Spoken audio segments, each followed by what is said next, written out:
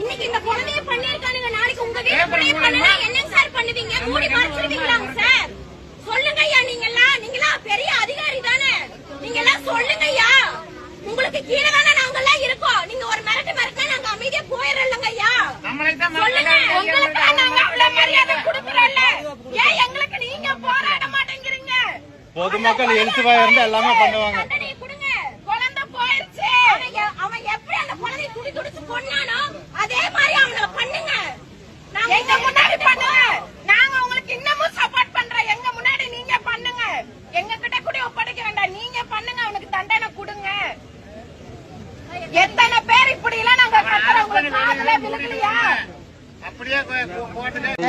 கையை உடைச்சு, காலை உடைச்சு, கழுத்தவே திருப்பி உடைச்சு, பாட்டிங்க உடைச்சு அந்த மாதிரி பண்ணி வச்சிருக்காங்க. உள்ள ஒண்ணுமே இல்லை, உடம்புல எல்லாம் எதுவுமே இல்லை.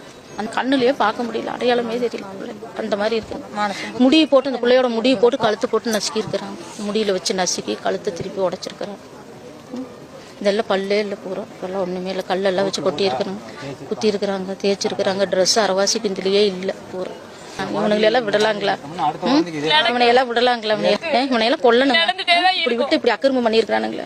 உள்ளுக்குள்ள போய் பார்த்து எங்களுக்கு இப்படி இருக்குது, பிடிக்குது. என்ன பாடுபட்டு கத்துனுங்காட்டி போட்டு கை கால எல்லாம் பின்னாடி பிடிச்சி உடச்சி இப்படி கட்டி இருக்கிறாங்க.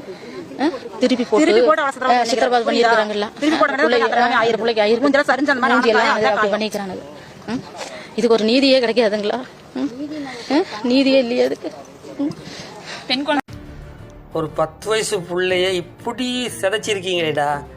உங்களுக்கெல்லாம் இப்படி தெரியுமா தண்டனை கொடுக்கணும்?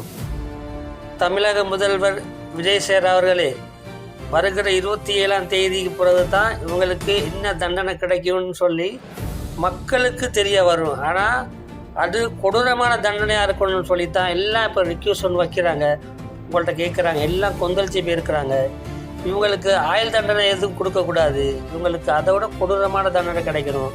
மரண தண்டனையாக இருந்தாலும் கூட அது கொடூரமாக தான் இருக்கணும், அதுவும் மக்கள் மத்தியில் இருக்கணும். அதை தான் இப்போ எல்லாரும் எதிர்பார்க்குறாங்க. கட்டாயம் நீங்கள் செய்வீங்கன்னு ஒரு நம்பிக்கையில் தான் நான் இந்த வீடியோ போடுறேன். ப்ளீஸ் சார், கட்டாயம் இந்த வேலையை செய்யுங்க. நன்றி.